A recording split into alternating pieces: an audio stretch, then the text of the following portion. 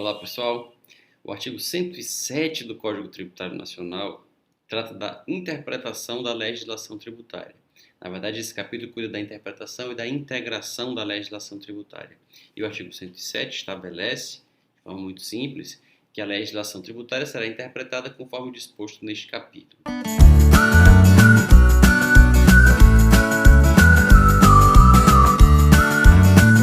São artigos que são didáticos, alguns deles explicitam conceitos ou ideias que decorrem da própria teoria do direito, da hermenêutica, mas alguns tentam trazer algumas propriedades ou algumas particularidades que seriam supostamente próprias do direito tributário.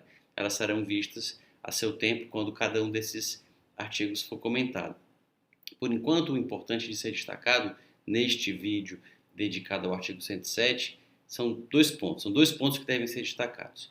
O primeiro é o de que, naturalmente, não serão apenas esses artigos que vão definir como a legislação tributária deverá ser interpretada. Eles apenas indicarão alguns nortes, indicarão alguns pontos a serem considerados, mas, obviamente, a interpretação levará em conta elementos da hermenêutica como um todo e da hermenêutica jurídica em particular, que, naturalmente, textos são interpretados segundo algumas normas, à luz do contexto em que eles são utilizados. Textos são interpretados de acordo com alguns critérios, independentemente de serem normativos ou não. E quando se trata de textos normativos, há também alguns critérios que se aplicam independentemente de eles serem tributários, versarem a respeito do direito tributário ou não. Mas nesse primeiro vídeo, o outro ponto, disse que são dois, o outro ponto também que precisa ser lembrado é o da distinção entre interpretação e integração, já que o capítulo aberto pelo artigo 107, o capítulo 4 do Código Tributário Nacional, ele trata da interpretação e da integração. São conceitos que são fáceis de serem diferenciados num plano teórico mais superficial, porque se pode dizer que a interpretação consiste na busca do sentido de normas existentes ou de textos normativos que existem e que foram projetados, construídos, idealizados para situações determinadas, e nós apenas queremos saber que sentido esses textos que existem possuem nas situações em que eles são aplicáveis. E a integração seria, ao contrário, um ato de construção ou de criação do intérprete diante da falta de normas. Então, enquanto na interpretação existe uma norma que vai ser interpretada, que você vai buscar o sentido e o alcance dela, o sentido e o alcance de normas que já existem, e, portanto, será uma atividade predominantemente descritiva. A integração não, a integração pressupõe a falta de uma norma e, nessa condição, a criação pelo intérprete de uma norma para o caso concreto, que resolva o caso concreto, colmatando assim a lacuna.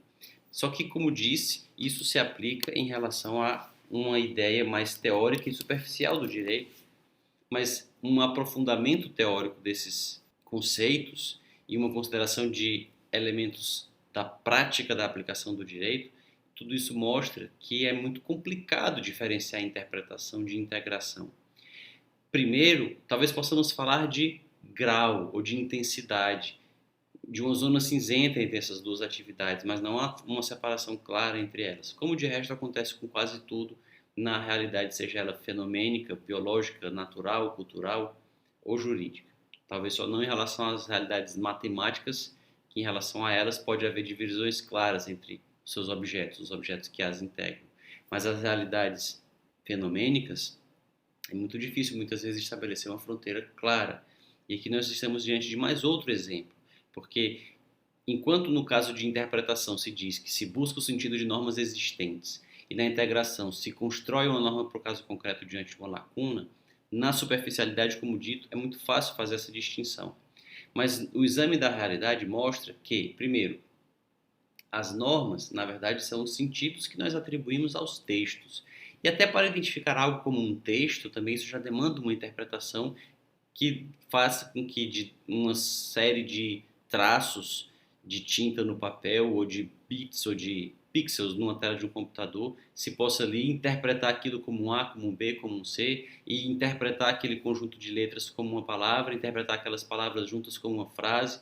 Então, até para identificar um texto é preciso interpretação. E para extrair desse texto um comando prescritivo, uma proposição prescritiva que prescreve algo, que deve ser feito sim quando certas hipóteses acontecerem, também demanda uma interpretação. E que prescrição é essa? Qual o sentido e o alcance dela? Só à luz de cada contexto, de cada caso concreto, será também possível dizer com certeza. Então, na atividade de interpretação também há, como as normas são realidades institucionais que existem porque pactuada a sua constituição por seres pensantes, a própria interpretação envolve de alguma forma a criação.